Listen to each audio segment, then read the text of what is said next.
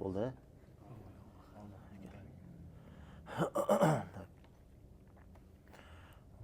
Assalamu alaikum wa rahmatullahi wa barakatuh. Alhamdulillahi rabbil alamin, wassalatu wassalamu ala rasulillahi wa ala alihi wa ashabihi ajmain.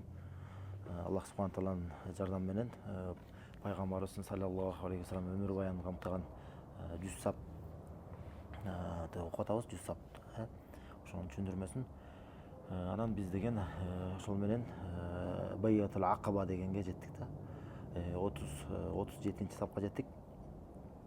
37-ci бапта шейх имам Ибн Абил Изз аль-Ханафи айтат: "Вал байятул ула ма 12 min ahli Тайбатин кама кад зикр" дейт. Андан соң биринчи баят болгон дейт да, баят.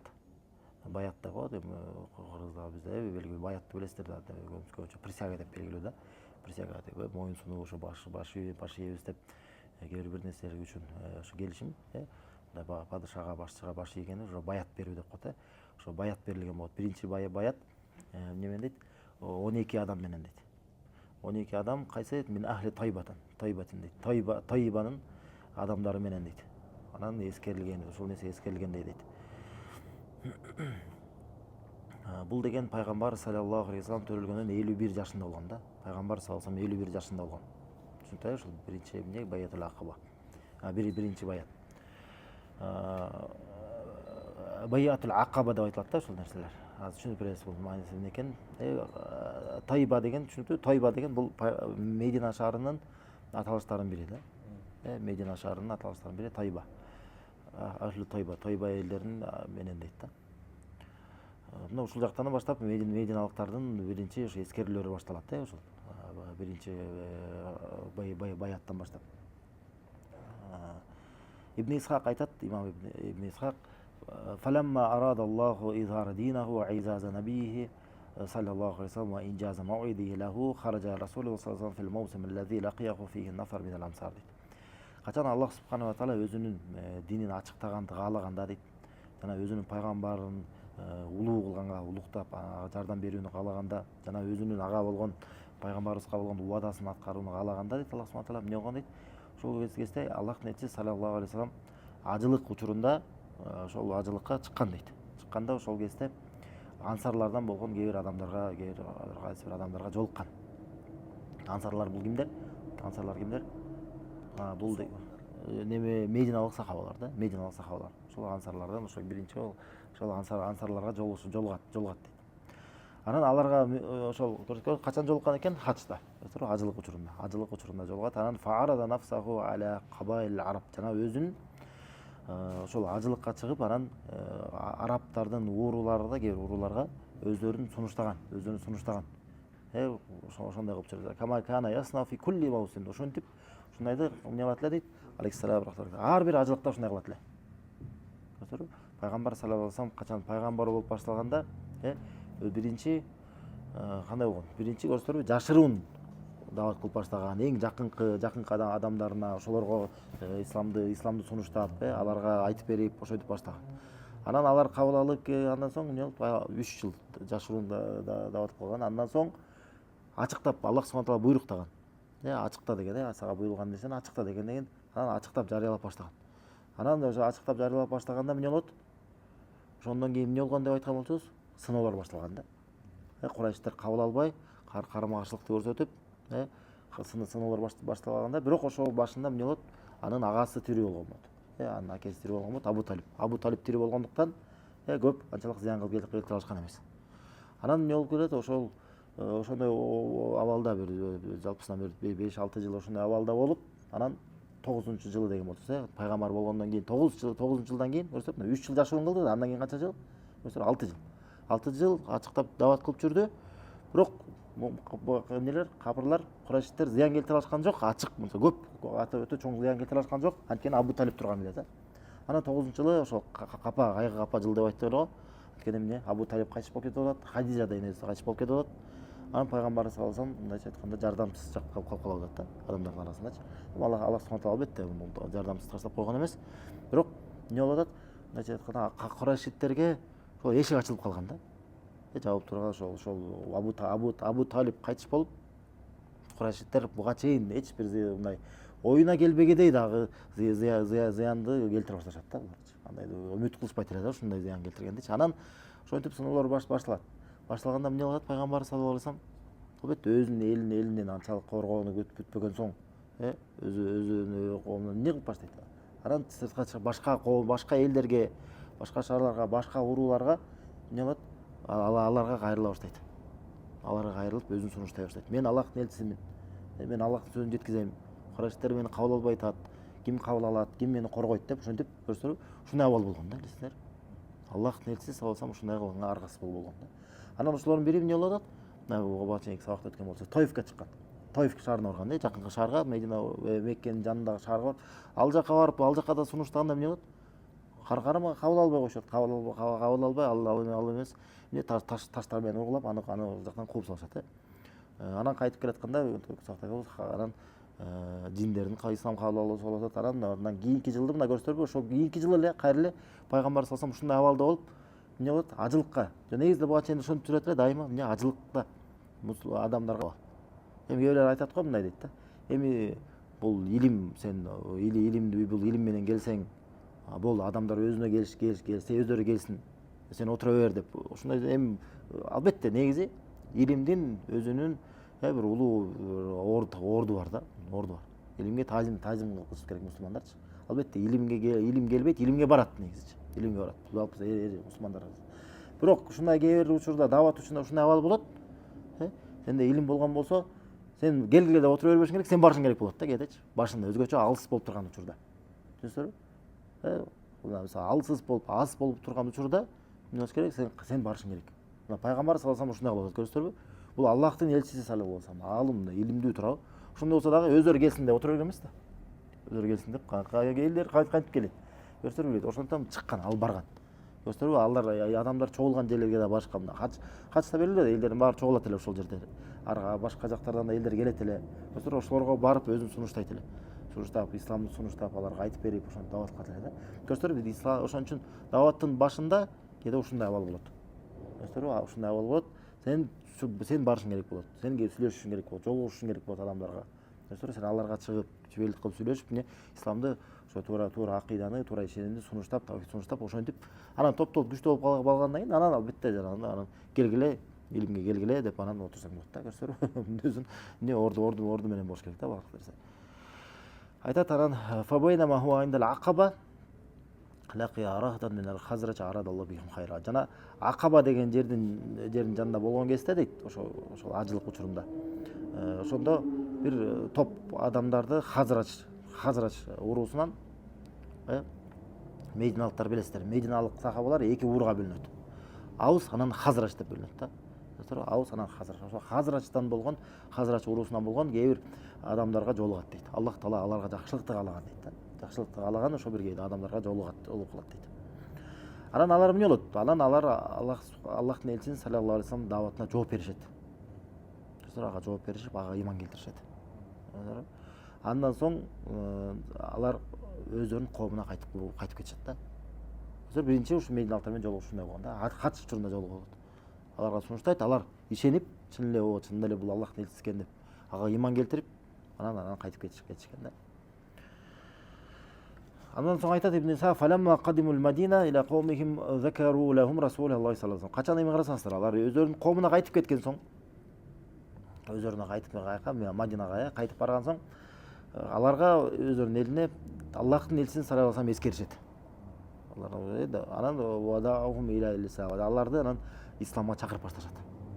Өздөрү исламды кабыл алышты, анан барып Мединага барып, алар исламга чакырып башташкан да, Хатта фаша ошентип пайгамбар саллаллаху алейхи вассаламдын кабары ислам дини дагы жайылып кетет. Алардын арасында жайылып кетет. Фалам тапкадарын мин дурил ансар илля фиха зикрун мин расули саллаллаху алейхи вассалам. Ушунчалык жайылат дейт анын эскерүүсү Аллахтын элчиси. Ушунча ансарлардын дейт, мединалыктардын арасында бир дагы үй калбайт дейт. Сөзсүз түрдө ошол үйдө Аллахтын элчиси эскерилип аткан болот дейт да. Ал жөнүндө сөздөр болуп, ушундай эскерип жүргөн болот, жайлак дейт да. حتى إن كان العلم المقبل وحتى إن كان العام المقبل وفي الموسم من الأنصار 12 رجلا فلقوه بالعقبة وهي العقبة الأولى. жана андан соң ушинтип кийинки жылы дейт кийинки андан кийинки жылы кайра эле ошол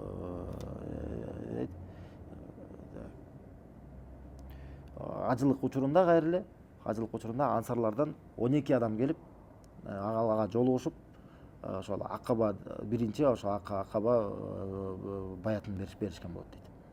Фабаяу Расулаллах саллаллаху алейхи ва саллям аля байатин ниса дейт. Жана Аллах элчиси саллаллаху алейхи ва саллям келип алар аялдардын баятын беришкен дейт.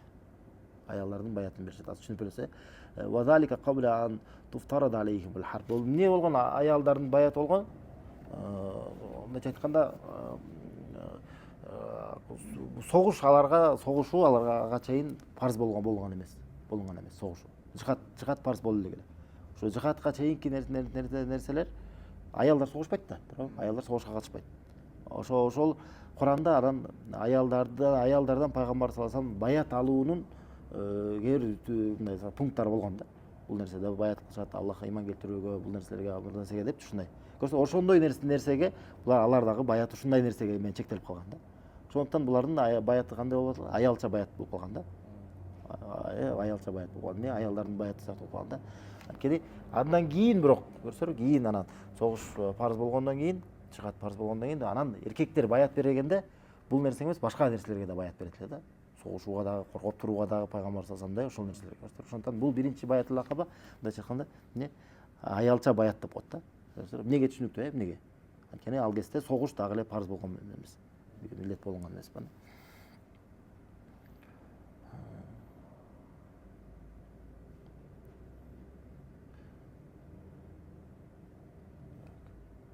Суратул Мумтахана сүрөсүндө ошол шейх айтат да, ошондо баятын ниса деп айтат. Ошол аялдар эмне нерсеге баят беришет экендигин Мумтахана сүрөсүндө келет.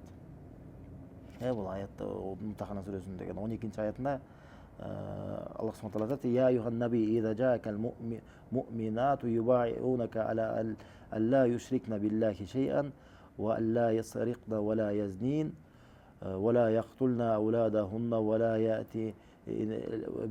я'тина бибухтанин يفترين بين أيديهن وأرجلهن ولا يعصينك في المعروف فبايعهن واستغفر لهن الله إن الله غفور رحيم деген аят. Ey пайгамбар дейт Аллах субхана таала айтат, ey пайгамбар, эгерде сага момун аялдар келсе дейт, сага баят бериш үчүн дейт. Көрүп, сага баят бериш үчүн. Баят деген түшүнүңүздөр да, присяга бериш үчүн дейт да. Ошондо алар эмне дейт? Мына пункттарын айтып берет да. Эмнеге баят беришет? Эмне боюнча бул присяга? Пункттарын айтып берет да. Биринчи, Аллахка эч нерсе шерик келтирбейбиз деп. Шерик келтирбейбиз деп, жана уурлук кылбайбыз деп, зына кылбайбыз деп, өздөрүнүн балдарыбызды өлтүрбөйбүз деп. Бачан айтып атып, алар эмне жахилиятта ошондой иштер бар эле, кандай кедейликтен коркуп балдарын өлтүрүп салышат эле да. Ошондой балдарын да өлтүрбөйбүз деп, жана бухтан өздөрүнүн ойлоп тапкан, башка бир жала жабууну кылбайбыз деп, өздөрүнүн ойлоп таап өздөрүнүн колдору менен же буттары менен дейт да. Жана сага жакшылык иштерде сага баш ийбей койбойбуз деп. Баш ийбей коюудан ошондой болгон болсо дейт фабайхунна дегенде алардан баятын ал деген да. Алардын баятын алган деген. Жана алар үчүн кечирим сура, чынында Аллах Таала кечиримдүү, ырайымдуу дейт. Достор, бул деген негизи бул ушундай нерселерге, ушул пункттарга баят берүү бул кимдин баяты экен негизи? Шариатта. Аялдардын баяты да. Көрсөңөр, аялдар баят берип атканда ушул нерсеге баят. Аялдар жихад кылганга, согушканга, башка нерсеге милдеттүү эмес. Бирок ушул нерселерге жана башка нерселерге милдеттүү. Анан көрсөңөр, биринчи ошондон келгенде жана мединалыктардан биринчи баятыл Акаба ула биринчи баят ушул нерселер үчүн болгон да. Көрсөңөр, пайгамбарды коргойбуз, согушабыз, андай нерселер жок болгон. Көрсө, биринчи нерсе ушул исламдын эң башкы негиздери үчүн эле баят болгон да. Сахихинде келет, Бухари, Муслимде келет, Убада ибн Самиттен радиаллаху анху ал айткан. Инни минан нуқаба аллазина ба'у расулаллаху саллаллаху алейхи ва саллям. Мен ошол Аллахтын элчисине саллаллаху алейхи ва саллям баят берген башчылардын бири болгонмун дейт да. Ким айтып атат? Убада ибн Самит. Көп жүрөсүз го, эле хадистер келет. Ошол Убада ибн Самит бул дагы ошол баят бергендердин бири болгон экен да. айтат, мен ошолордун бири болгонмун дейт. Жана айтат, вабаяхунна алла нушрика биллахи шай'ан. Жана биз эмнеге баят бергенбиз? Айтып берет. Аллахка эч нерсени шерик келтирбейбиз деп. Көрсөңөрбү? Мына эң биринчи ушул болгон да. Көрсөңөр, тавхидтин маанилүүлүгү кайерлечи. Эч нерсеге шерик келтирбейбиз деп. Мына ушул эң биринчи келишим болгон. Көрсөңөр, пайгамбар саллаллаху алейхи алардан эмнени талап кылган? Булар дагы эмнени түшүнүшкөн? Эң биринчи келишим ушул болот. Макул силер ыйман келтирдиңерби? Мына мени пайгамбар деп кабыл алдыңарбы? Эң биринчи силерден талап кылган нерсе эмне? Аллахка эч кимге шерик келтирбейсиңер, ширк кылбайсыңар. Ушул болуп атат. Алла вала насрик, жана урлук кылбайбыз деп, жана зына кылбайбыз деп. Вала нактулу нафса аллати харамаллаху биллах. Жана Аллах таала арам кылган жанды билген акысыз аны өлтүрбөйбүз деп. Вала нантахиба дейт. Жана урлук тоноо менен басып тоноо менен алектенбейбиз деп. Башкаларды басып тоноо албайбыз деп. Вала насия жанага баш ийбей койбойбуз деп. Анан нет бил жаннати ин фаална залик. Жана эгерде ушуларды кылган болсок, пайгамбар саллаллаху алейхи жактан кандай болгон убада? Ушуларды кылсаңар анда силерге бейиш деген болгон. Көрсөңөр, кандай келишим да? Ушуларды аткаргыла, анда силерге эмне болот? Бейиш деген да. Силерге бейиш деп. Фа ин гашинаха мин залика шайъан кана қадау залика илаллах. Эгерде ушул нерселерден кээ бир нерседе биз алдап салган болсок, алдап койгон болсок, анда мунун өкүмү, мунун чечими Аллахка кайтат деп.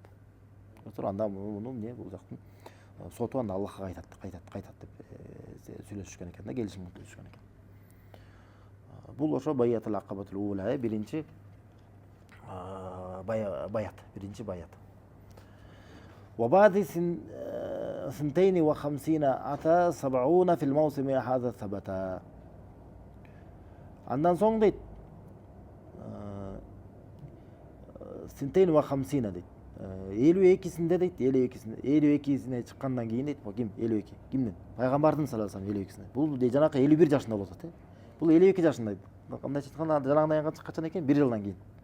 1 жылдан кийин канча адам дейт? 70 адам келет дейт. Хач учурунда 70 адам. Меккеге келет 70 адам. Бул тасыкталган дейт. Мин Тайбати, кайер эле Тайбадан дейт. Тайбадан. Тайба эмне? Кайсы экен? Тайба эмне экен? Мединаны аталышса Тайба деп аталышат. Тайбадан келишет дейт. Фабая усумма хаджар. Алар келип баят беришкен дейт. Көрсөтөрбү? Экинчи баятыл акабада канча адам болгон экен? 70 адам болуп атат. Карасаңыз, 1 жыл ичинде кандай өзгөрүү болгон да. Кээ бир учурларда, кээ бир шаарларда дават жүрөт. Канча буга чейин канча 5 адам болгон болсо, ошончо эле 5 адам болуп жүрө берет. Ушундай да, кээ бир алымдар айткандар бар да, эгерде көбөйүп аткан болсо, демек буларда эмне? Булардын даватында бир кемчилик бар. Чоң бир кемчилик бар дейт да. Анткени негизи туура дават кылынган болсо, бул негизи сан өсүш керек да. Сан өсөт туура дават болгондо. Өспөй аткан болсо, демек бул даватты буларда катасы бар, чоң катасы бар. Көрсөтөр, булар шайтан бир жактан буларды алдап койгон же бир кемчиликтер бар да. Негизи анткени туура дават натыйжасында бул сөз өсөт да. Сан өсөт да негизи. Мына буга далил эмне? Пайгамбар саллаллаху алейхи даваты, сахабалардын даваты. Эмне болгон бул өскөн да. Көрсөтөр, бул ислам, бул эмне? Бул өсөт, саны өсөт негизи. Көрсөтөр, туура дават кылган болсо, ошондон сан көбөйүш керек да. Эгерде мына алымдар айтат, эгерде көбөйбөй аткан болсо, демек булардын даваттарында бир чоң бир кемчиликтер бар да. Же дават кылганды билишпейт, же дават менен алектенбей атышат. Дүнүйө кор менен жүрүшөт да. Көрсөтөрбү? Же бир ушундай бир кандай бир кемчиликтер бар. Ошолор өзүнө керек, өзүнүн сынап карап чыгыш керек да. Көрсөтөр, бир кемчиликтер бар да. Ошондон негизи туура дават эмне болот? Дават болгондо негизи көбөйүп өсүш керек. Өсөт. Бул жакта ошондой болот. Көрсөтөрбү? Бир жыл кийинки жылы эмне болот? Көбөйүп атат да. 70 адам келип туруп кайра баят берип атат да. Хажара Макката йомул иснейни мин шахри сафар. Андан соң не дейт? Ошол саптар айтып атат. Андан соң пайгамбар саллаллаху алейхи хижрат кылды дейт. Меккеге. Меккеден йомул иснейн биринчи күнү, дүйшөмбү күнү сафар айында дейт. Эми бул саптайда түшүнүп кетесиз ал. Айтат, шейх айтат, пайгамбар төрөлгөндөн кийин канча жашында дейт? 52 жашында. Сабуна рожулан дейт. 70 эркек келет дейт. Яз эркектер болгон экен да, фил маусимил хадж. Эмне ажылык учурунда. Бул сахих тасыкталып келет. Бул сахих, түшүнүктүү бул. Анан Мединадан келишип, Байятул акабаты сания деп айтылат ушул нерсе. Акабадагы экинчи баят берүү. Экинчи баят берүү.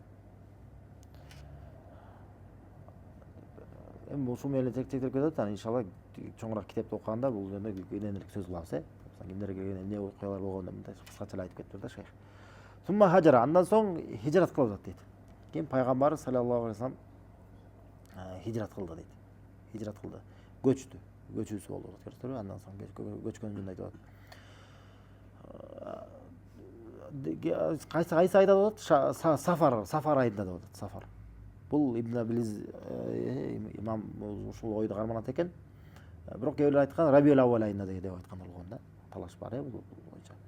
Ал имам Ибн Касир Ал-Бидая ва Нихая китебинде айтат. Qad kanat hijratuhu alayhi salatu wassalam fi shahr Rabiul Awwal дейт.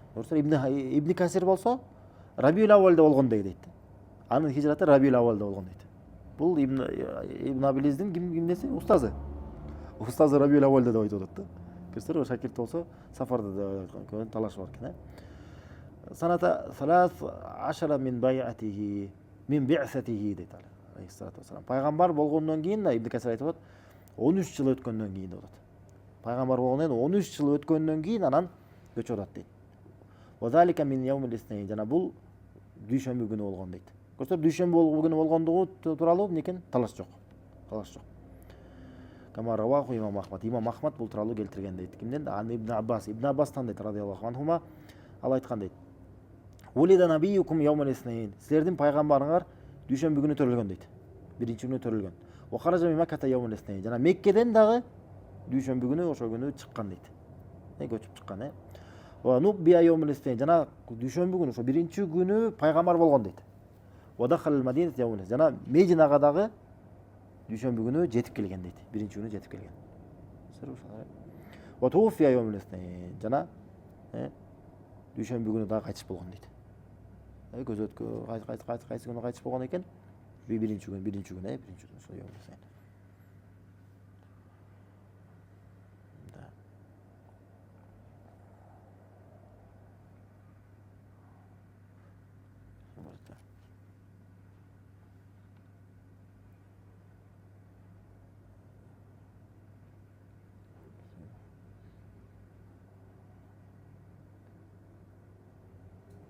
Düşünüp de bulayım inşallah.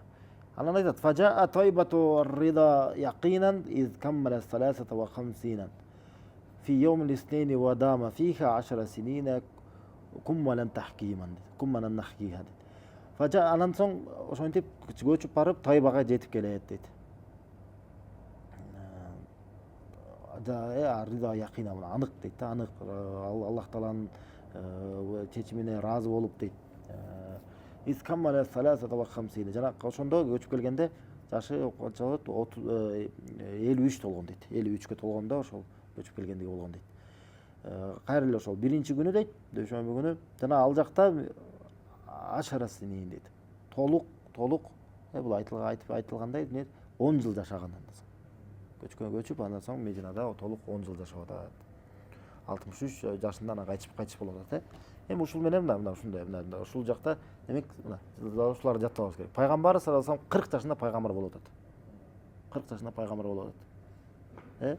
Андан соң пайгамбар болуп 23 жыл пайгамбар, элчи пайгамбар болуп жашаган андан кийин.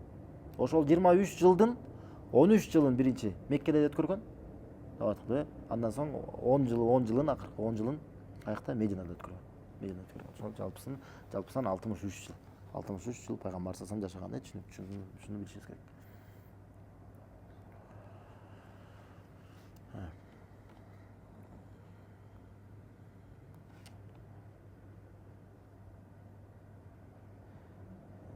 Эми айтат, Al-Hakim aytat, Imam Al-Hakim aytat, "Wa tawatarat al-akhbar anna khurujuhu kana yawm al-ithnain." Кабарлар дейт. Өтө көп кабарлар келет дейт да, өтө көп кабарлар. Келет, качан кандай түрдө дейт, анын келүүсү Йомул Истейн болгондугу тууралуу дейт да. Чыккандыгы жана кайтып Мединага жеткендиги экөө тең кайсы болгон дейт, биринчи күнү болгондугу тууралуу өтө көптөгөн кабарлар келет дейт да. Демек бул жөнүндө шек жок иншалла.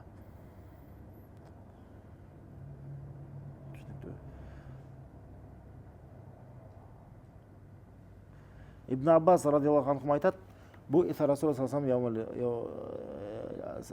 алейхи ва сана. Пайгамбар саллаллаху алейхи ва саллям 40 жашында элчи болуп жөнөтүлгөн. Фамакката бимакката 13 саната юха илей. Жана андан соң 13 жыл Меккеде жашады, кала берди дейт, ага вахий түшө берген дейт. Вахий түшкөн абалда кала берди. Тума умира бил хижра, ага хижрат кылууга, көчүүгө ага буйрук кылынды. Фахаджара 10 синин, жана көчкөн абалда 10 жыл жашады дейт. Вамат вахва ибн 63 жана кайтыш болду, жашы 63 жашта дейт. 63 жашта. Буга чейин айткан нерсени мына Ибн Аббас ушинтип бул дагы түшүндүрүп айтып берген да.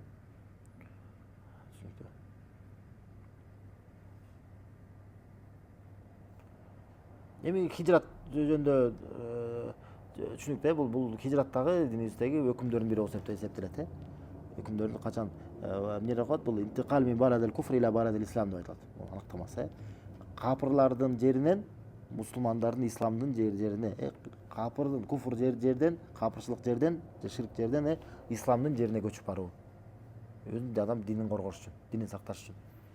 Ошол хижрат деп айтылат. Бул нерсе кыяматка чейин бул өкүм кала берет. Кыяматка чейин бул өкүм кала берет.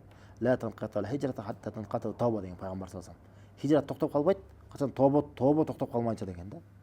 Вала танқата тауба хатта татлу шамсу бил магрибиха дейт. Жана тоба токтоп калбайт, качан күн батыштан чыкмайынча деген да. Күн батыштан качан чыгат? Кыяматта. Кыяматта. Ошол кыяматка чейин тоба токтобойт дейт. Тоба кабыл боло берет. Жана тоба кабыл боло бергенге чейин хижрат дагы токтобойт дейт. Хижраттагы ушул өкүмү эч качан өчүп калбайт. Достор, качан кайсыл капыр мамлекеттен мусулмандардын мамлекетине, мусулмандардын жерине көчүп баруу. Аллаху талаш бар исламда, тасталган эместиги тууралуу пайгамбар саллаллаху алейхи ва саллям хадисте айткан, мен мушриктердин, капырлардын арасында жашап турган ар бир мусулмандан баш тартаман деген да. Достор, ошондон негизи кайсы бир мусулмандар эгерде капырлардын арасында жашап аткан болсо, негизи аларга көчүүсү милдет болот. Көчүүсү милдет болот. Аллазина таваффатхумул малаикату залими анфусихим. Аллах Таала Кур'анда айтат. Өздөрүнө зулум кылып кылган абалда периштелер алардын жандарын алга алып аткандарды дейт. Көрсөтөр, кандайча зулум кылып аткан абалда. Кээ бир мусулмандар тууралуу Аллах Таала айтат да. Качан өздөрүнө зулумдук кылган абалда алардын периштелердин жандарын чыгарышат дейт. Эмне себептен зулумдук кылат? Анткени капырлар арасында жашагандыктан ислам динин толук кармана албайт. Исламдын кээ бир өкүмдөрүн толук кармана албайт. Анткени алсыз болгондуктан, мисалы толук кармана, мисалы толук исламды айтып бере алышпайт, толук исламды анык ачыктан ачык кармана алышпайт. Туура эмес деп айта алышпайт. Көрсөтөрбү? Мисалы билесиздер да, ошондон капырлар арасында жашагандыктан кээ бир мусулмандар чын деле, мисалы кээ бир аялдар жолук салынып жүрө албашы мүмкүн. Мисалы намазды ачык калаган жеринде окуй албашы мүмкүн. Алардын динин адашкан деп айта албашы мүмкүн. Көрсөтөр, толук ачык исламды кабыл алуусунун бирине дагы туура адашуу деп айтат. Адашуу деп айтканың да кирет да. Адашкан деп бул капырчылык деп айта албаганың болсо, демек айта албасаң, демек динди толук кармана албай атасың да. Жөн эле намазыңды окуп эле, ушинтип эле жүргөнүң бул демек сен толук дининди кармануу эмес. Биздин толук динибизге кармануу эмнеде кирет? Амр бил маруф, нахи анил мункар. Жакшылыкка чакырып, жамандыкка кайтаруу. Ушул нерсени аткара албайсаң, демек толук дининди кармана албай атасың. Толук дининди кармана албай атсаң, кайсы бир өкүмдөрдү аткара албайсаң, эмне кылып аткан болосуң? Өзүңө зулумдук кылып аткан болосуң. Күнөө кылып аткан болосуң. Достор, күнөө кылып аткан болосуң да. Ошондой абалда, достор, өздөрүнө зулумдук кылган абалда периштелер алардын жандарын алып аткандар Колу фима кунтум дейт. Алардан сураш, аларга периштелер айтат дейт. Кандай абалда болуңар эле дейт. Силер кандай абалда болуңар? Эмнеге мындай күнөөгө бата бердиңер? Эмнеге мындай алыс мындай болду? Эмнеге өзүңөр зулумдук кылдыңар деп. Фима кунтум, кандай абалда болуңар дегенде айтат, кунна мустадафина фил ард деп айтат. Биз жер бетинде, биз жерде эмне болдук дейт? Алсыз болдук деп айтат. Көрсөңөр, ошентип актанышат да. Биз алсыз болчубуз. Ошондон муну кыла албай аттык. Ошондон өзгө зулумдук, ошондон күнөөлөрдү кылып калып аттык. Ошондон исламдын өкүмдөрүн ачык кармана албай калдык деп ошентип айтышат. Кунна мустадафина фил ард дейт. Анда аларга айтылат. Аларга эмне деп айтылат? Алам такун ардуллахи васиятан фатухажиру фиха. Аллах Тааланын жери ушунчалык кең болгон эмеспи, силер аларга көчүп кетиш үчүн дейт да. Хижрат кылып кетиш үчүн. Кенен болгон эмес беле? Аллах Тааланын жери кенен го, туурабы? Кайсы бирөөбүз бул Аллах Тааланын жараткан жери. Диниңди карманаш үчүн керек болсо көчүп кете бер анда. Бир жерге байланбай. Туурабы? Сен бирөө неме байлап койду туурабы? Көрсөңүз субханалла. Эмне Аллах Тааланын жери эмне кенен болгон эмеспи сен ошо көчүп кетишиң үчүн дейт. Көрсөңүз? Фаулака маъвам жаханнам ва саат масир. Ушулардын дейт бара турган жери тозок болот дейт. Жана кандай бул жаман бара турган жер дейт субханалла. Илля мустадafina min ar-rijal wan nisa wal wildan дейт. Бир эле дейт. Алсыз болгон дейт. Алсыз чын деле алсыз болгон, ал жетпеген эркектер дейт. Аялдар жана жаш балдардан башка дейт да. لا ولا الولدان إلا مستضعفين من الرجال والنساء والولدان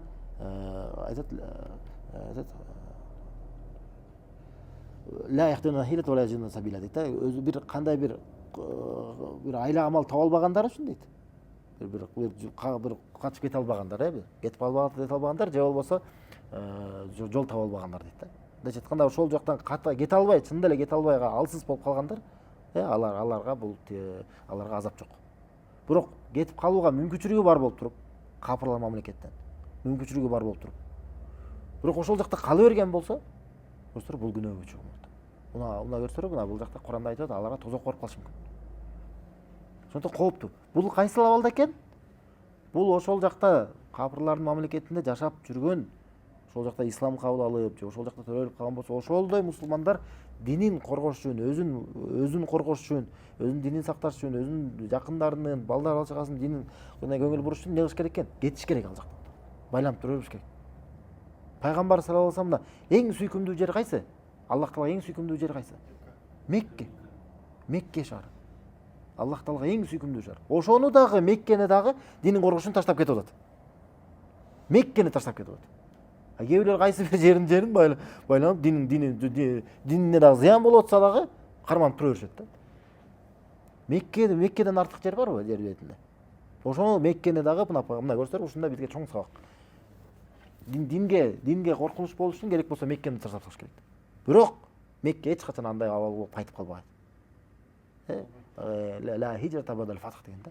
Мекке ачылгандан кийин ал жактан эч качан хижрат болбойт деген. Мына Мекке баладыл ислам мамлекети болуп калгандан кийин кыяматка чейин эч качан бул капыр мамлекет болуп калбайт. Көрсөңөр, ошондо ла хижрата бадал фатх. Фатх Мекке ачылгандан кийин эч качан ал жактан көчүп кетүү болбойт деген да. Көрсөңөр, бирок сабак көрсөңөр, пайгамбар саллаллаху алейхи вассаламдын учурунда жашоосун Аллах субхана таала ушундай абал кылып койгон, керек болсо диниң үчүн Меккени ташташ керек болгон да. Мындан бизге сабак болуш үчүн ушул болгон. Сабак болуш үчүн. Сен бир жерге байламаш. Диниң андан дагы баалуу. Көрсөңөр, диниң андан дагы баалуу да, субханалла. Ошондон бул өкүм, мына көп мусулмандар аз билбей калган да. Бул эми карасаңыздар, ошол жакта жашап жүргөн, ошолор капырлар арасында жашап жүргөн, капыр мамлекеттерде жашап жүргөн мусулмандарга тийиш. Ал эми мусулман мамлекетинен капырларга мамлекет ошол жака бара турган жөнүндө эмне айтабыз анда? Алардын амалы кандай? Ал жакта жашап жүргөндөр көчүүгө милдеттүү болгондон кийин, элестеңиздер, мусулмандар мамлекетинен капырлар мамлекетине өзү аякка барып аткандардын күнөөсү кандай андачы? Өзү андан бешбетер болбойт ал жактаргачы. Барган болбойт. Чын деле натыйжасында канча деген мунун кесепетинен канча деген зыяндарды көргөн. Ошол жакка барышат дагы, динден чыгып кеткендер бар. Башында өз бекем деп жүргөндөр болот, бирок ал жакка барат дагы чөйрөсөз таасир этет адамга. Чөйрө таасир этпей койбойт да.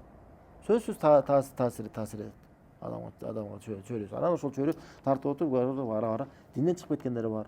Ишенимдери бузулуп кеткендер бар.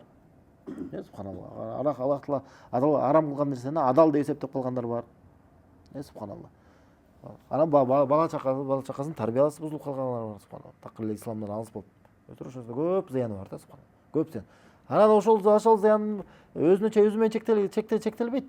Анан ошол жактан алган туура эмес ишенимдерди, туура эмес кулук мүнөздөрдү алып анан мусулмандардын мамлекетине келишет да, субханалла. Ошол жактарда башка мамлекеттерден кайсы бир жактардан көргөн нерсени келип анан мусулмандардын мамлекеттерине келип ошону таңалашат да. Көрсөңөр, көп зыян бар да. Ошондо ал жактарга алпыстан шариатта өкүмү кандай? Капырлар мамлекетине барган болбойт. Бир эле шариатта болгон исключение болгон. Кээ бир учурлардан башка. Кээ бир болгон чекте исключение болгон учурлар бар да. Өтө мындай аз эле учур да. Өзүнүн ошондой шарттары менен дагы. Мисалы кандай учур? Мисалы дават үчүн, чын деле дават исламга чакырыш үчүн. исламга чакырыш үчүн эле илимдүү адам болгон болсо, чын эле дават кыла алган болсо, барып дават кылыш үчүн ал жактагыларды исламга чакырыш үчүн. Ошол биринчи. Экинчиси эмне? Мисалы мындай болот. Кайсы бир адам ооруп аткан болсо, мусулмандардын жеринде ошол даарыланганга ошондой бир жолун жолу жок да мусулмандарда. Мусулмандар мамлекеттеринде. Бирок капырларда бар ошол нерсе мисалы. Ошону ошон үчүн даарыланыш үчүн барса болот. Андай болбосо, эгерде мусулмандарда бары болгон болсо болбойт анда. Демек ооруп калса деле мына мүмкүнчүлүк болду деп кетип калыш керек эмес да. Мусулмандарда бары болгон болсо, замена барган болсо ал жака чыккан болбойт. Мусулмандар мамлекетине барыш керек. Бул дин. Ошондон кээде көрөбүз мисалы, жана кээ бир аалымдар, мисалы Шейх Ибн Усаймин, Шейх Мукбилдер ошол батыш мамлекеттерге барып дарыланып келген учурлар болгон да. Эмнеге? Анткени ошол барганда дагы барып ошол жактан дарыланбай эле ошол менен бирге дагы дават кылып дагы келишет да. Мусулмандар чогулуп аларга насаат кылышып, ошондой болгон. Бирок ошо чыгышканда анткени дарыланыш үчүн. Анан ошондой эле үчүнчү эмне? Кайсы бир мусулмандарда мисалы кайсы бир дүйнөлүк бир илим бар мисалы. Бир инженерия боюнча, бир кайсы бир дүйнөлүк бир илимден мусулмандарда ошону мусулмандарга пайдалуу илим да, керектүү илим. Мусулмандарда аны окута турган жок. Эч ким жок. Анан ошолордун мамлекеттерине барып, үйрөнүп келип, кайтып мусулмандарга пайда алып келиш үчүн. Ошондой барса болот. Медицина болобу же башка нерсе болобу, кайсы бир илимди барып, ошол чектелген ошол убакытка чейин көрсөтөрбү, үйрөнүп кайтып келиш үчүн. Ошол. Анан айтат, соода сатык үчүн да айтат. Ошо соода кылыш үчүн мисалы айтат. Ошого чектелип эле. Ошого чектелип. Анткени эмне? Мисалы болгон, Абу Бакыр башкалар дагы барышат эле. Шам тарапка барып, соода кылып келишет эле да. Анткени соода кылган адам ал жака байланбайт. Барат дагы соодасын кылат да кайра келет. Ушундай сыяктуу. Ушундай боло турган болсо, анан барып ал жакта калып, анан же саякаттап, бул нерсе туура эмес. Шейх Ибн Усаймин айтканы бар. Саякаттап капырлар мамлекеттерине баргандар жөнүндө дейт, мен айтам дейт. Ар бир тыйыны дейт. Ар бир короткон тыйыны мен күнөөгө коротту деп айтам дейт да. Көрсөтөрбү, алым сөзү күнөөгө короткон болуп эсептелет. Көрсөтөрбү? Ар бир тыйын капырлар мамлекеттерде короткон дейт. Аллаху алим бул ошол динибизде болгон өкүмдөр, мундайларды биз айтканга милдеттүүбүз, биз милдетибизди жеткизиш.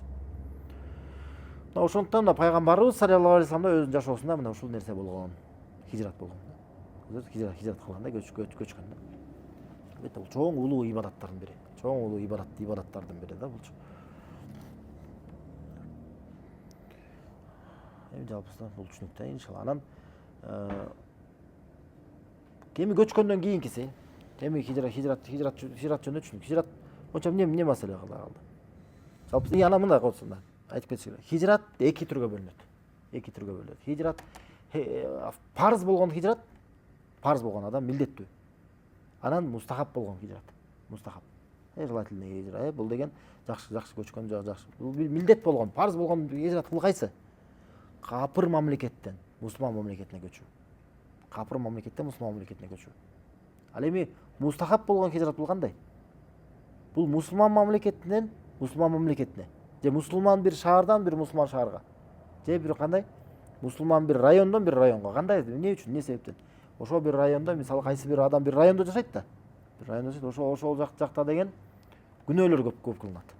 Күнөө көп кылынат. Же динди кармагандар аз. Же болбосо бидатчылар көп. Көрсөтөрбү? Ошол шаардан, ошол айылдан башка айылга. Же башка районго. Шаардын бир башка районуна. Ал жакта көбүрөөк сүннөттү кармагандар көп болсо, динчилдер көп болгон болсо, күнөөлөр аз кылынган болсо, бидатчылар аз болсо, ушундай жерге көчүү бул эмне мустахаб болуп эсептелет. Көрсөтөрбү? Ушул нерсе дагы, буну дагы адам ошол улуу ибадатты кылам деп ушул нерсе үчүн дагы хижрат кылса болот да. Түшүнүктүүбү бул нерсе?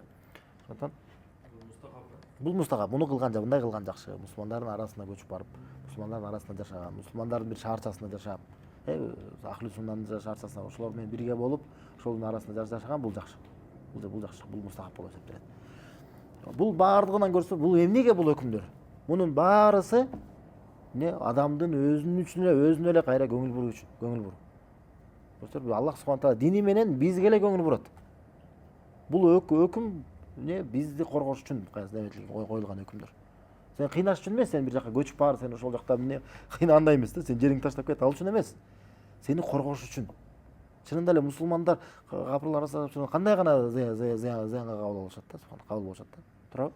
Ошондой эле мисалы бир мусулман дагы күнөө кылып аткандардын арасында жашап, фасыктардын арасында, тиги бидатчылардын арасында жашап атканда кандай таасирленет аларга? Өзү таасирлемесе, өзүнүн жакындары таасирленет. Ошо зыян тартат да. Ошондуктан көчкөндө да бул адам демек өзүнө көңүл бурган болот. Өзүнүн динине көңүл бурган болот. Бул нерселерди эстен чыгарбаш керек ушундай шариаттык өкүмдөргө. Андан айтат 42-нчи сабында хижрат боюнча түшүнүктүү да, түшүнүктүү да хижрат боюнча. Хижрат ушул көчүү, шариятта ушундай көчүү дегенде гыбрат бар. Көчүү деген ибрат. Пайгамбар саллаллаху алейхи вассалам ошондон айтат, иннамал амалу бинният. Чынында амалдар ниетке жараша деген. Ва иннама ликулли имриин ма нава. Ар бир адамга өзү ниет кылган нерсесине жетет деген. Ар бир адам өз ниетине жараша алат деген да. Фаман канат хижрату илаллахи ва расули фа хижрат илаллахи ва расули. Эми кимдин хижраты дейт, көчүүсү Аллахка жананын элчисине үчүн болгон болсо, Аллахка жананын элчисине болгон болсо, анын хижраты Аллахка жананын элчисине дейт. Фаман канат хижрату ил дунья юсиба ва иля имраатин янкихуха дейт. Эми кимдин хижраты бир дүйнөдөн бир нерсени көздөп дейт, дүйнөгө бир нерсеге жетиш үчүн, же бир аялга үйлөнүш үчүн хижрат кылган болсо, фа хижрат иля ма хаджар илейт. Анын хижраты ошо хижрат кылган нерсеси үчүн дейт да. Көрсөтөр ушуну эмнеге? Мына пайгамбар саллаллаху алейхи вассалам бизге эрежени үйрөтүп, баардык нерсе ниет үчүн, ниетке жараша болот. Жана адам эмнени ниеттенген болсо, ошого жараша сабын алат деп түшүндүрүп туруп, ошого мисал катары улуу ибаратты мисалга келтирип алат. Бул эмне ибарат экен? Хижрат. Бул жөн эле көчүү эмес, көрсөтөрбү? Бул жерде жашаган жакшыраак, ал жакта жашасам мындай район жакшыраак, көбүрөөк мындай комфортныйраак деген андай нерсе эмес. Түшүнүңүздөрбү эмне экен? Бул хижрат, бул ибарат. Бул ибарат. Аллахка жана элчисине кылына турган ибарат. Түшүнүңүздөрбү? Аллахтын дини үчүн, пайгамбар саллаллаху алейхи вассалам сүннөтү үчүн кылына турган ибарат. Эми ибарат кылгандан кийин эмне болот? Ар бир ибараттын өзүнүн сабыр кыла турган нерсеси бар. Дарат алсаң сен узак сууга сабыр кылышың керек. Эртең менен турсаң туурабы ушул орозо кармасаң ачкалыкка сабыр кылышың керек. Ошо бул хижратта дагы сен ибарат кылып аткан болсо, мунун дагы сабыр кыла турган нерселериң болот да. Мисалы жаңы район же башка шаарда, башка өлкөдө диниң үчүн сен хижрат кылып аткан болсоң, сабыр кылышың керек. Бирок Аллах Тааладан убадалар бар, Аллах Тааладан убадалары бар, аларга жардам болот экен. Жана эми хижраттын дагы мындай түрүн айтып кетишет. Эми буга көп тиешеси жок, бирок андай хижратты айтып коет. Күнөөнү таштоо да хижрат деп айтылат да. Күнөөнү ким таштап, баш үйгө моюнсунган болсо, умтулган болсо, бул да хижрат деп айтып коет да кийин. Хижрат. Ал күнөөлөрдөн да хижрат кылышыбыз керек да. Күнөөлөрдөн да хижрат кылышыбыз керек. Аны кийинки акмала фил ула салатул хадр. Биринчи жылы бул качан болот? Көчкөндөн кийин. Салатул хадр дейт. Хадр деген бул кимде? Бул мусафирдин карама-каршылыгы. Мусафир сапарда жүргөн, хадар деген бул үйдөгү. Адам үйүндө болгон кезинде, ошол үйүндөгү адамдын местный ошонун деген намазын толуктады дейт. Толуктады, түшүнүп бересиң. Мин бади ма жамма фас мa'il кабари дейт. Ага чейин болсо андан соң жамма дейт, жума окулду дейт. Жума окулгандан кийин дейт, анан менин кабарымды укуң дейт, айтат. Салатул хадр дейт. Салатул хадр деген бул эмне болуп калат? Мындай да. Зухур намазы 4 рекет. Түшкү намазы, бешим намазы 4 рекет. Асыр намазы 4 рекет. Анан иша намазы, куптан намазы 4 рекет. Ушул 4 рекеттен болуп калгандыгы бул эмне? Салатул хадр деп айтылат. Местныйдын айтып атканда үйдө болгондун мусафир эместин намазы. Ушул болуп калат. Эмнеге бул ушул 4 рекет болуп калат? Анткени буга чейин мунун баары тең салатул мусафир, сапардын намазы болуп окулат эле да. Өстөр көчүп баргандан кийин анан ушулар 4 рекеттен окулуп калган. Ага чейин 2 рекеттен окулат эле да. 2 рекеттен окулат эле. Айтып бер, Сахихенде Бухари Муслимде келет дейт. Айша энебизден дейт, радиаллаху анха, ал айтат. Фуридат салату ракатейн. Намаз 2 рекеттен болуп парыз болгон дейт башында. Түшүнүңүздөрбү? Башында 2 рекеттен болуп парыз болгон. Сумма хаджара наби саллаллаху алейхи вассалам фафуридат арбаан дейт. Жана пайгамбар саллаллаху алейхи вассалам көчкөн дейт.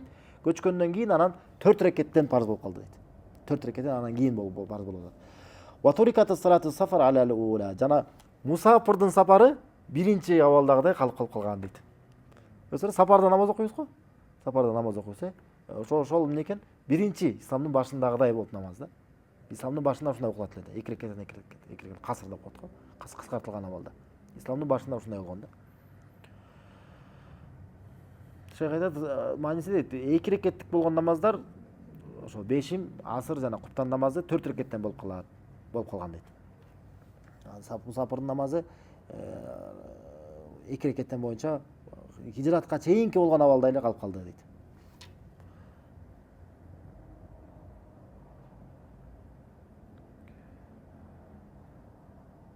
Бул түшүнүктүү, демек ага чейин көрсөтөр 3 жыл окулуп атпайбы буга чейин Меккеде. 3 жыл демек бул намаздар 2 рекаттан болуп калган. 2 рекаттан болуп калган. Анан көчкөндөн кийин анан 4 рекаттан болуп калат. Мен бади мажамма дейт. Жума намазын окулган соң жума. Демек биринчи жума качан окулган экен? Мединага көчкөндөн кийин. Көстөр пайгамбар саллаллаху алейхи вассалам Мединага көчкөндөн кийин ошондо анан биринчи жума намазы окулуп атат.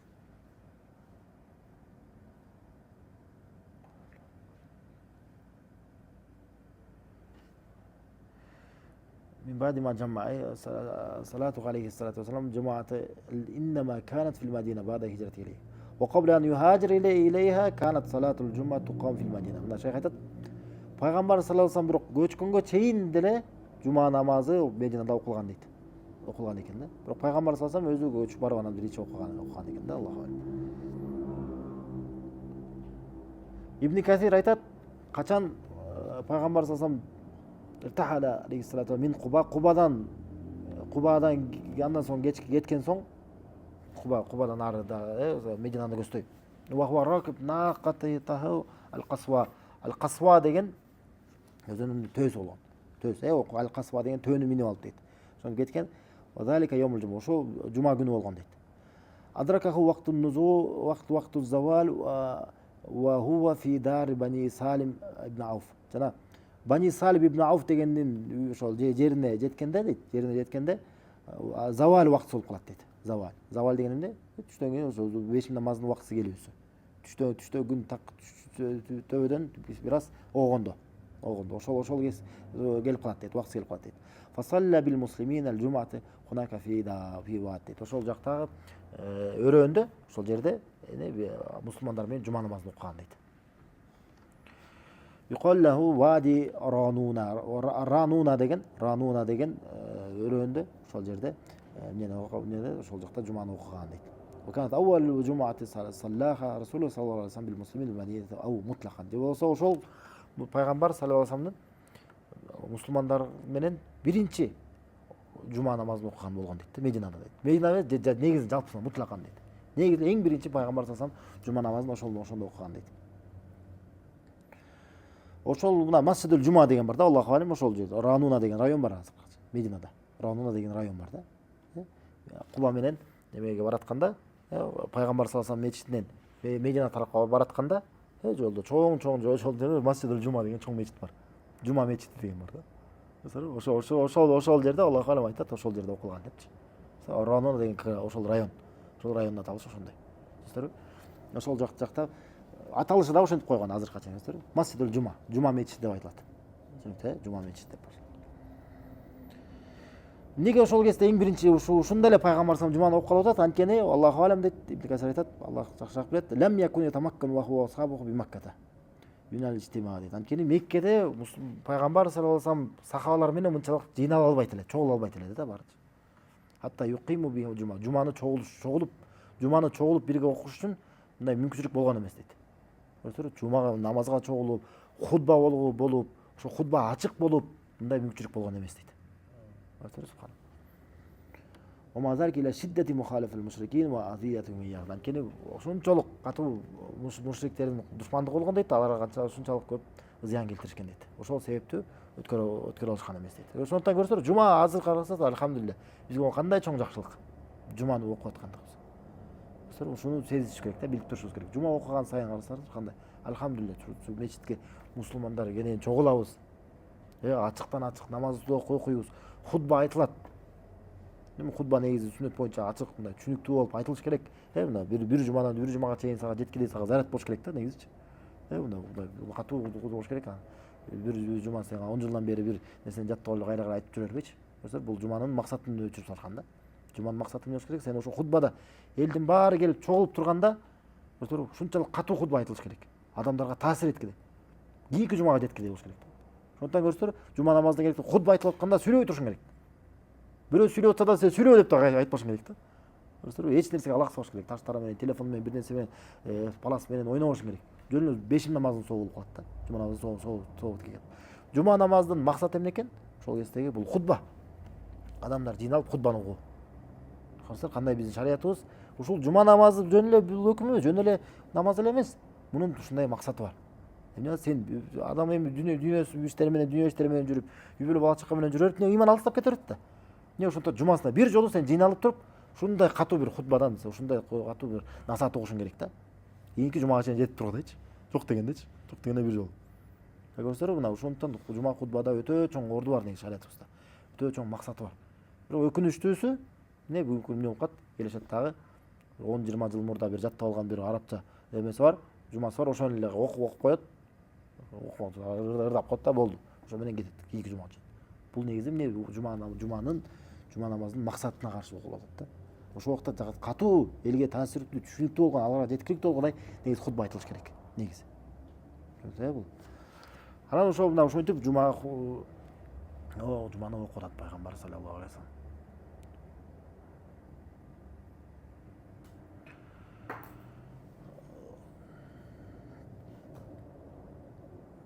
Андан соң бар убакыт.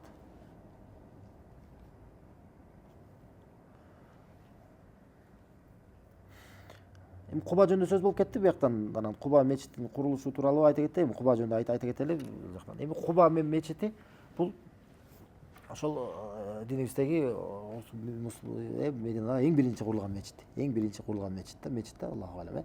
Ошол Кубага пайгамбар саллаллаху алейхи вассалам, бул Куба деген эмен деле карасаңыздар, качан Мединага барганда деле ошо Мекке тарабында да, Мекке тарабында. Мекке тарабында да. Түндүк тарабында. Мединадан турганда түндүк тарапта караганда, ошол Мекке тарапта ошол убакта Куба. Эмнеге ал жакта? Анткени пайгамбар саллаллаху ошол жактан келе атканда. Жолдон келе атканда качан чыгып атат? Бул пайгамбар саллаллаху алейхи биринчи күнү жолго чыгып атат, туурабы? Биринчи күнү жолго чыкканда негизи ал жактан сапарга чыккандар бир 5 күндө, бир 4-5 күндө негизи келип калышат экен да, негизи. 4-5 күндө келип калышат. Анан Кубада да мусулмандар. Бул мындайча айтканда бул өзү Медина бул шаар, Куба деген ошол Мединанын аймактарындагы ошо Мекке тарабындагы биринчи бир айылча болгон да. Мындай шаар болот го, шаарында айлана тереңде дагы шаарчалар болот го, ушундай болгон да булчу. Бул өзү Медина эмес болгон ошол кездечи. Азыр Мединанын бир району болуп калып атпайбы? Мединага чейинки болгон бир айыл болгон да. Куба. Анан ошол Мекке тараптан кел аткандар, жолдон кел аткан, жолдон алыскы жолдо. Ошо кел атканда ошол Куба жактандагы ошо биринчи Мединага чейинки ошол айылдарга да токтошот эле да. Анткени алыскы сапарлар узакта.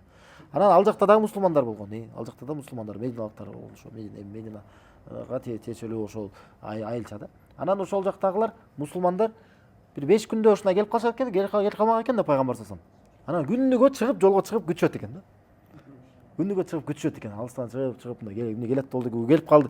Кеш керек болчу да, угушту да алар кабар жеткен чыгат деп. Билишкен алар келет деп. Анан күнүгө чыгып күтүшөт экен. Анан ошол күтүп алыска шаардан, Кубадан арыраак жака барып, жол жака чыгып, ошол жака чейин барып күтүп турушат экен. Анан ошол жакта күнүгө чыккан сайын ошол жакта бир жөөт, бир яхут жашайт экен да, ошол карап турат экен да, булар эмне чыгып атат депчи. Анан эртеси күтүшөт дагы, кетишет. Эртеси да кайра чыгышат. Эртеси да алыска чейин барып күтүп турушат. Анан кайра кайтып кетишет, бүгүндө жок экен. Анан үчүнчүсү күнү кайра чыгып, кайра күтүп турушат. Анан кайра кайтып кетип барышкан болот. Кайтып кетип баратса, ал жөөт турат. Караса алыстан кишилер келе аткан болот да. Булар кайтып кетип барышат. Болду, келбей калды экен депчи. Анан кыйкырат буларга. Байкеңер келатат дейт да. Агаңар келатат деп кыйкырат буларгачы. Түшүнөт да, бул күтүп аткан ушу адам ушу экен депчи. Анан келип, алар тосуп, анан бурулуп, анан тосуп алышкан болот. Жок, коштоп жүргөн дагы адам болот деп да келет. Аллаху алем, ошо такташ керек да. Жалпысынан Абу Бакыр менен пайгамбар саллаллаху алейхи вассалам анан да коштогон адамдар да болуп, анан келет да. Негизи Меккеден экөө чыгып хижрат кылып көчүп келаткан болот деп. Абу Бакырдын демек өзгөчө орду дагы ушундан түшүнөбүз. Ошо көчүп бараткандагы ошо жолдогу коштоп жүргөн адам болгон да. Анан экөө көчүп келип, анан келип ошо Кубанын мечит ошол тараптарында ошо Куба мечитинин жанында мында азыр бакчалар ушундай жерлер бар да. Ошол жерде отурушат. Экөө отурган болот. Анан пайгамбар саллаллаху алейхи вассаламдын ак сакалларында чачтарын ак болгон эмес да. Ак болгон. Ошол жашка жетсе да ак болгон эмес. Кара болгон да сакалдар, түшүнсөңүзбү? А пайгамбар саллаллаху алейхи вассалам ак сакалдар болгон да. Сакалы ак, чачтар ак болгон. Абу Бакырдын болгон. Анан келип анан сахабалар менен чогуу аларды тосуп алып отурушат. Отурса анан ал жактагы Кубадагы мусулмандар Абу Бакырды карап ушул окшойт пайгамбар деп отурушкан да. Ушул окшойт пайгамбар деп, анткени улураак көрүнүп турат да. Жашыраак болгон, 2 жашка кичүү, 2 жашка кичүү, 2 жашка кичүү. Анан ошто отуруп, анан Абу Бакырды карап, ушул экен, ушул окшойт деп отурушкан болот.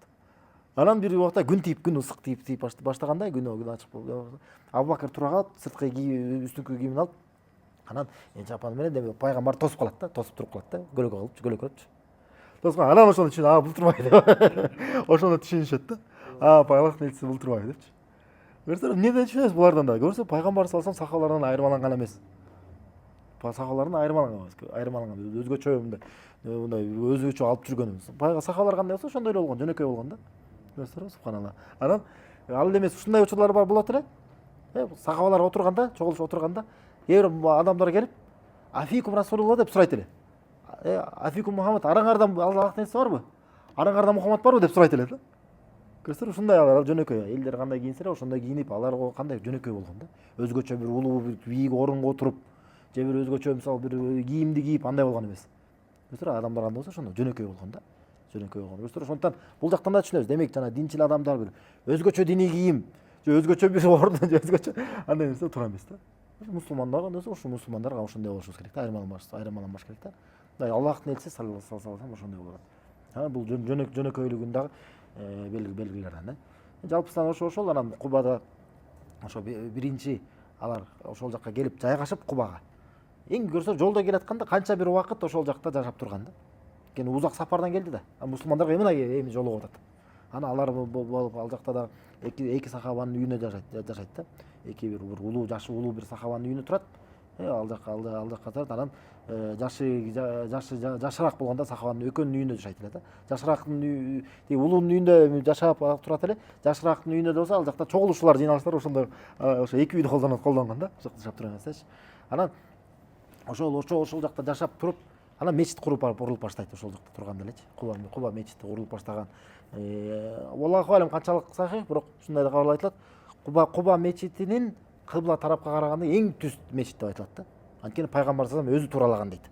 Өзү туралаган да. Ушинтип айтылат, Аллаху алем тасташ керек, бирок эме Жибрил үстүнөн туруп туралап турган дейт да. Жибрил үстүнөн туруп көрсөтүп турган, ушул тарапка депчи. Кыбла тарапка буруп турган да. Анан ошол Куба, анан мындай да, пайгамбар саллаллаху алейхи вассаламдын адаты бар эле, ар 6-күн сайын дейт. Же жөө келип, же минип алып Кубага келип турат эле дейт. 6-күн сайын. 6-күн сайын кайра келип турат эле дейт да. Анан эмнеге келип турат эле? Келип ошол жактагыларга кайра жолугуп, аларга билип кандайсыңар, эмне деп көрсө, ошол элчиси Аллахтын элчиси, кийин анан падыша да болуп атат. Кайра ошолордун айылчасына келип турат эле да. Мисалы кандай мисалы бир шаарга сен айылыңа мисалы президент келсе же министр келсе кандай болуп келет турабы? Бул ошол пайгамбар саллаллаху алейхи вассалам жумасына калтырбай келип турат эле. Эмнеге? Бул пайгамбар саллаллаху алейхи вассалам жакшылыкты унуткан эмес да. Көрсөңүзбү? Ал жаңы көчкөн ошол жакта аябай көңүл буруп, аябай карап ошентишти да. Ошол жактагы жашоочулар көрсөңүзбү? Кийин алар менен мамилени үзгөн эмес. Айыма кайра келип турган ошол жаккачы. Көрсөңүзбү? Алар аябай сүйүнүшөт эле, тосуп алышат эле, көрсөңүзбү? Анан Куба мечитинин дагы биринчи салынган мечит дагы өзгөчөлүктөрүнөн эмне болгон? Кийин сахабалар дагы пайгамбар саллаллаху алейхи вассалам хижрат кылгандар, алар да көчүп келишти да. Анан бул негизи булар Меккеликтер да.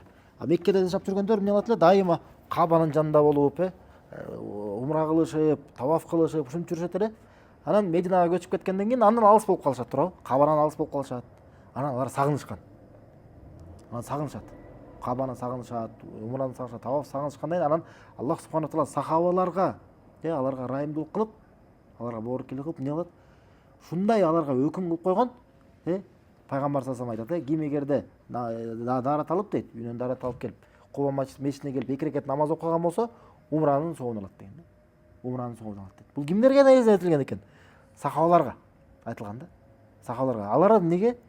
ошол ибадатка умтулгандыгы себептүү. Ошол жакшылыктан кур калдык деп мындай сагынгандыгы себептүү. Алардын жакшылыгы себептүү ошол жакшылык бизге да калып калган да. Ким Мединада болгон болсо, ошол жерден барып туруп, Мединадан дарат алып туруп, Кубага барып туруп намаз окуй турган болсо, эмне болуп калат экен? Умранын соолуна алат кошумча. Бирок бул жактан жүрүп туруп, өзүнүн шаарында, өзүнүн мамлекетинде жүрүп туруп, Куба мешитине зыярат кылам деген ниет менен барган болбойт. Бирок Мединага жеткен болсо, ошол жерден анан барса болот да. Мединага жетип берип туруп ниет кылса болот. Анткени 3 мешиттен башка бир жерге дагы сапар кылып, ибадат ниетинде сапар кылган болбойт. Пайгамбар аттанып 3 мешиттен башка бир да жерге барган болбойт деген да. Масжидил Харам, Масжидил Акса жана ушул менин мечитим деген да, Мединада туруп айткан. Мединада мечит. Бул 3 мечиттен башка бир дагы мечитке сапар кылып, жолго чыгып, аттанып барып ибадат ниетине барган болбойт. Куба мечитине кандай барат экенбиз? Бул жактан ниет кылып барбайбыз, Кубага барам деген ниет менен. Пайгамбардын кабырына дагы зыярат кылам деп ниет кылып барбайбыз. Булар арам болуп, күнөө болуп калат. Күнөө андай кылган болбойт. Шариятыбызда ушул чектерди билишибиз керек да, ниеттен. Бирок ал жерге баргандан кийин Кубага барсаң сапар кылып барбайсың да. Шаардын ичинде. Аяка барсаң болот, Пайгамбар салам кабырына барсаң болот. Анткени сен сапар кылып барбайсың. Көрсөңөр, атайын бул эмне ушундай ширкке же ушундай бидаттарга эшик жабылган да. Анткени эртең башташы мүмкүн да, тигил мечитке сапарга барабыз, тигил кабырга сапарга барабыз деп көрсөңөр, бара кандай бидаттардын, жана ширктердин эшиктери ачылат. Ошондой болбош үчүн ушундай чектөө коюлган да. Талпсан Куба мечити боюнча жанагы ал жакта да өтө окуялар бар, өзү бир бакчалар болгон, Пайгамбар салам дайыма ошол жерден барып суулардан ичет экен, ошол немелер бар да, өзүнүн колодецтери ошол азыркы күнгө сакталып белгиленип калган жерлер бар да. Иншалла калгандарын кийинки сабакта улантабыз. Субханакаллахумма ва бихамдика ашхаду ан ла илаха илля анта астагфирука ва атубу илейк. Ассаламу алейкум.